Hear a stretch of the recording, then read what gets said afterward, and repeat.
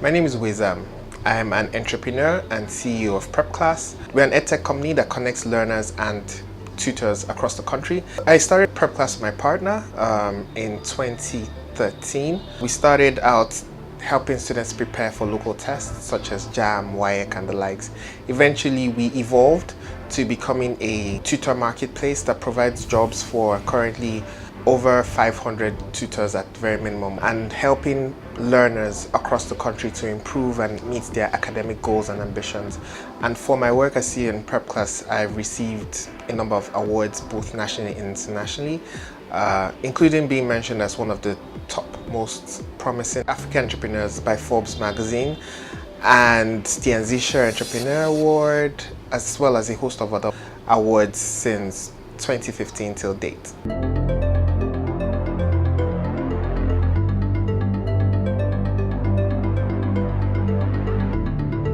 So I'm an entrepreneur, so to be honest, I would hardly call myself a professional in entrepreneurship. It's more a lot of just experimenting, trying and failing, falling and getting up. But I started out my career after an internship with Google, and then I worked with Jumia. I was one of the very early employees with Jumia. I left Jumia to co-found Prepclass with my partner, and since then it's been a very exciting journey of making mistakes and getting some things right. In terms of what I studied engineering, which is a bit far from education, but I think when it comes to entrepreneurship and chasing your dream, it's mostly just the drive. Where there's the drive, you can acquire the skill. Where you can't acquire the skill, you can hire a team that has the skill you need. In terms of becoming a professional, I think you learn and you grow as you try to attempt bigger and bigger things. My first job was at Google and then with Jumia. Within those two experiences, I learned quite a bit about what it looks like to either work in or run an internet business, an online business, especially with Jumia, since that was also early days for Jumia. So it gave me like a window into how technology can help businesses in Nigeria to grow. And at the time, I felt education in particular was one of those things that we need to put in more technology to help to disrupt, quote and unquote, or maybe just to improve that particular sector. My family has owned a group of schools for over 27 years, so I come from an educationalist background, which was also somewhat helpful in that regard. And then, of course, I've always tried to surround myself with a good team of smart people who've been very, very, very helpful in directing the course of the growth of the business. I think from childhood, I've wanted to be an entrepreneur. When I was in final year at the University of Lagos, myself and my partner were part of an entrepreneurial course, and that was like the beginning, even though for that particular business, we didn't end up following through with it, but we decided, whenever any of us wanted to start a business, we would try to start it together. We always felt, something needed to change about education. My partner in his own right was a first-class student in Unilag, so we always had this drive that education needs to be better, things need to be better, something needs to change. If you look at problems in Nigeria, education is one of the biggest ones by far. So we felt that was something we could try to take on, like something really ambitious. But I would say there were various inflection points, maybe not big breaks, but inflection points. Points that to some extent greatly shaped the destiny and direction of the business. I would say one of them was when we won the first grant we ever did. Actually, that was a very, very important inflection point. Partly because at the time we had completely run out of cash. There was no money.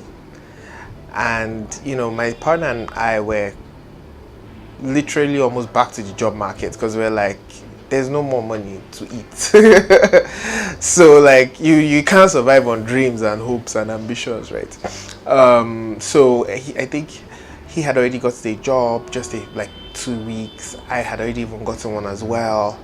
But we had registered for this competition just before all of that happened, and we're successful. We got to the final stage and we won. So it was like $20,000, and since we now had that runway boost, so to speak, some more capital.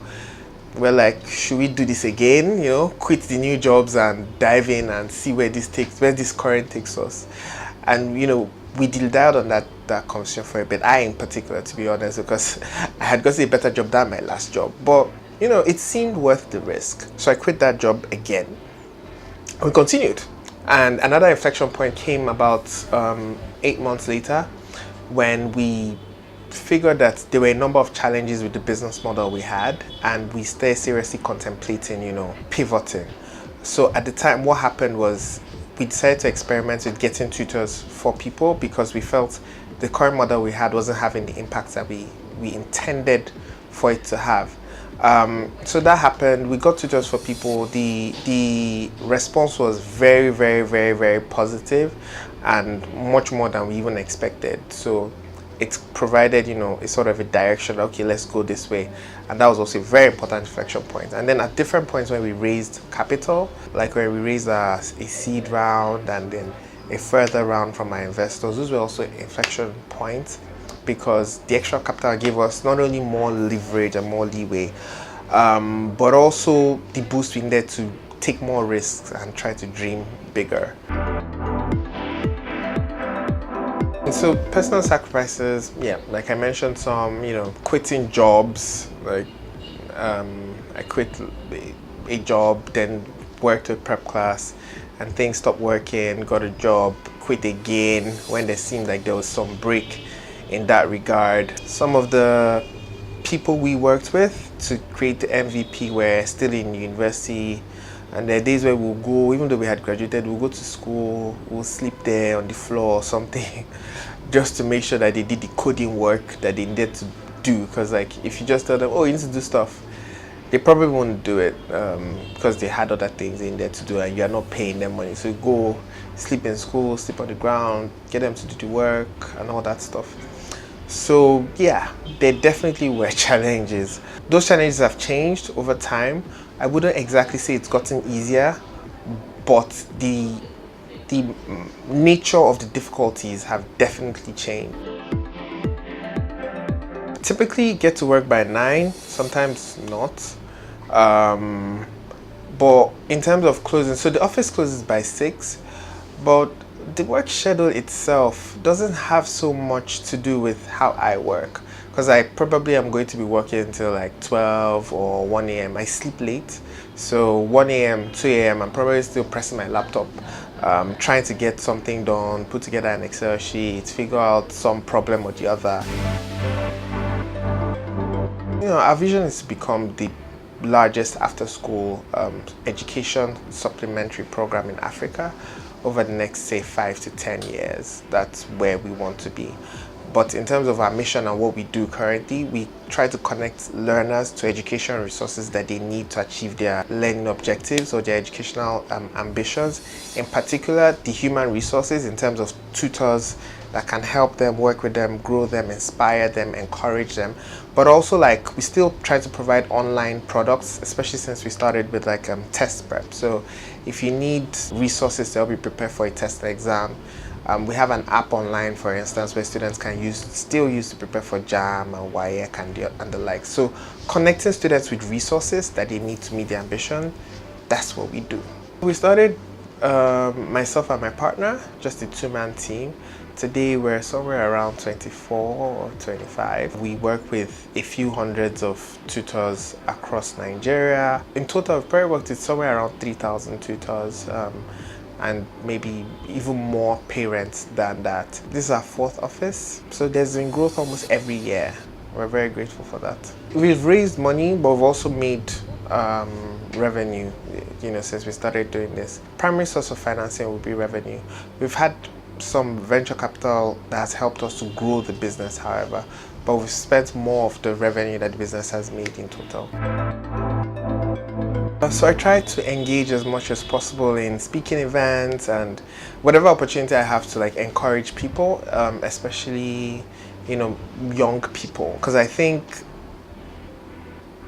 not many people are putting in their best in Nigeria in terms of applying themselves, in terms of living up to their ambitions, living up to their dreams. So just letting people know that it's possible. It's possible to be young and doing very, very, very interesting, exciting stuff. Trying to share my story and trying to inspire other people. And Prepclass recently formed a Prepclass Foundation. So we'll also be giving back a lot to the community through that umbrella.